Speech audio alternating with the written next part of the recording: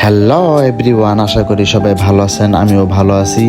So এখন বাজে রাত 3:30। আজকে এমন একজন মানুষকে নিতে আসলাম হযরত শাহজালাল আন্তর্জাতিক বিমানবন্দর ঢাকা, যার কথা বললেই নয়।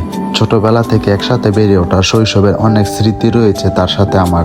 আজকে সেই ব্যক্তিটি চলে আসতেছে প্রায় 4 বছর পরে বাংলাদেশে, তাই তাকে রিসিভ করার জন্য আজকে ঢাকা আন্তর্জাতিক বিমানবন্দরে চলে আসলাম আমি। সো আমি এখন চলে যাচ্ছি টার্মিনাল 1-এ। সে বলছে যে টার্মিনাল 1 দিয়ে বের হবে, তাই এখন আমি চলে যাচ্ছি টার্মিনাল 1-এ। দেখেন কত কত মানুষ। সো একটা সত্যি কথা বলতে কি, বিদেশ থেকে কেউ আসলে তাকে আনতে যেতে অনেক ভালোই লাগে, কিন্তু বিদেশ যাওয়ার সময় বিদায় বেলা অনেক কষ্ট লাগে। এটাই বাস্তব। I love you.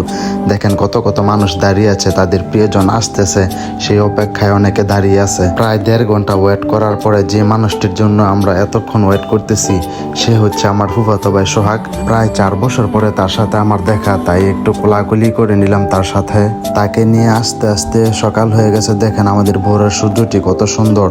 এখন আমরা বাসায় চলে যাচ্ছি, 300 বিটাচ্ছি। আর আমাদের ভিডিওটি যদি ভালো লাগে তাহলে অবশ্যই লাইক, কমেন্ট, শেয়ার করে আমাদের পাশে থাকবেন।